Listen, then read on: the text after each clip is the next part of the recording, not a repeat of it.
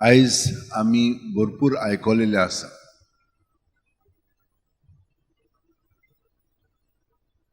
आमी पातकांतूच आसा. देवाची भुरगीं आमी. देवाची भुरगीं जाल्यार आमी देवा सारकीं जावंक जाय.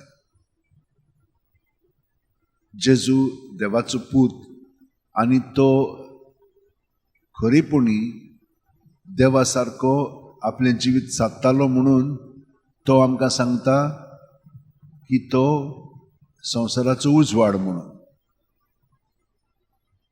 आनी जो कोण ताची शी येता तो उजवाडांत रावता. कित्याक दुसऱ्या वाचपान सांगलां आमकां, जी कोण असल्या मनशाशी रावतात ती काळोखांतली उजवाडांत येतात.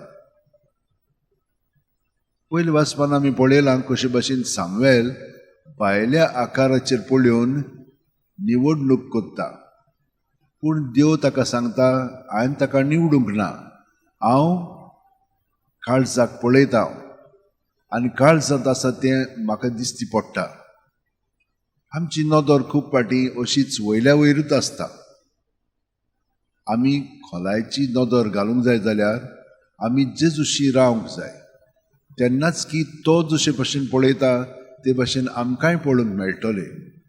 आनी दुसऱ्या वाचपान आमकां सांगलां, आदी आमी काळोखांत जियेताल्या, म्हणजे देवाची भुरगीं जावन आपलेपणांत आमी जियेताल्या, पूण आतां जेजूक लागून आमी आतां उजवाडांत आसा आनी सगळीं आमी उजवाडांत पळोवन उजवाडाची कर्तुबां करता.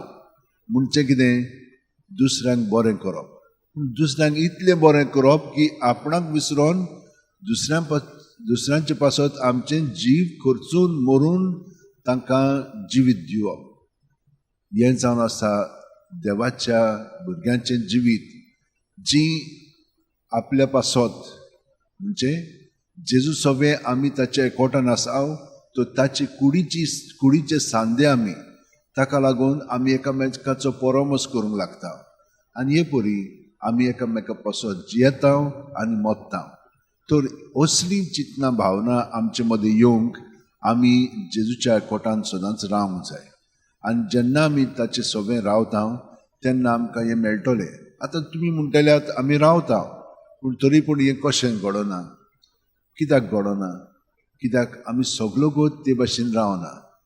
जेन्ना आमी आमचे वस्तुंगी रावंक लागता तेन्ना आमी ताची सुरशिल्ली पयस वता आनी सट करून आमी कितें ना कितें म्हणटा आनी मागीर आमकां दूख लागता, हें कित्याक म्हणलें काय, आनी हाका लागून सगळेंच इबाडलेलें जाता. पूण त्या वेळार आमी ताचेशी परतून येवंक जाय. आमी तेन्ना आमी गर्वान बोगता आनी आमकां बोगसूंक जायना. तर आमी आमचे सवे करुणायेन जिवंक जाय आनी आमी आमकां जेजूसी हाडून तोच आमकां बोगसणें दिता, तोच आमचें सगळें पुसून काडटा, म्हणून ताका आमी शरण वचोंक जाय. तर हे म्हजे भयणीनो आनी भावनो सदांच करीत रावया आनी खरेपणी तो आमचो गवळी तो आमकां खरेपणी सोडवाक वतलो आनी आपल्या जिवितान आमकां जिवीत दितलो.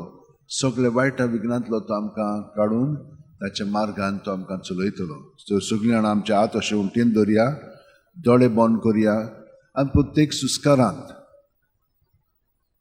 जेजू आमचे कुडींत मनांत येता.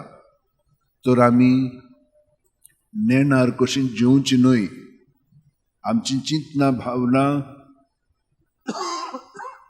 जेजूशी धरून ताचे ती भायर काडून तो ती नितळ निर्मळ करून आमकां ताची चिंतना भावना दुसऱ्या सुस्कारान घालतलो आनी हे परी आमी आमच्या काळोखांतली ताच्या उजवाडांत येवंक लागतल्या.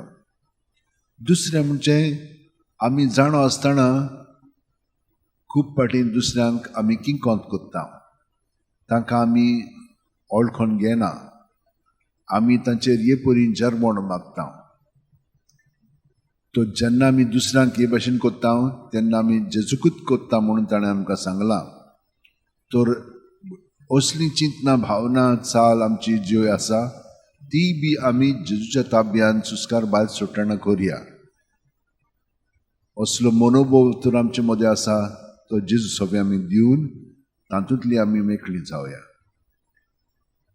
आनीकूय एक आसा, आमी आत्म्याच्या पावंड्यार जियेना, फकत मनाच्या पावंड्यार. कित्याक मनांत आमची जी चिंतनां आसा ती देंवचारान विस्कोट लायिल्लीं आसा, म्हणजे ती सारकी नात, ती जिवीत दिवपाची नात.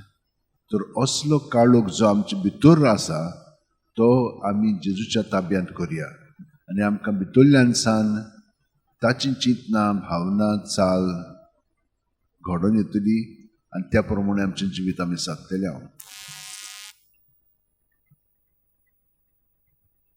तर अशे भाशेन जिवच्याक आमी सदांच ताच्या एकवटान रावया आनी ताच्या उजवाडान ताचे सोत आमकां कळोवंक लागतलें आनी ताच्या सोतांत आमी स्वतंत्र जावन देवाच्या मार्गान जेजूचे वाटेन आमी चलोन जिवीत खरेपणी अणभवतल्या. नाजाल्यार आमचें सगळें आमीच मरण ओडून घेतल्या आनी हे परी आमची कुतुबां काळोखाची जावंक लागतली, उजवाडाची न्हय. तर ह्या वेळार आमी सगळीं जाणां जेजून आमकां देवाची जाणवाय दिल्ली आसा ते जाणवायेन आमची काळजां उर्बेवून जावं आनी उजवाडांत आमी जिवन आमचें जिवीत सारच्याक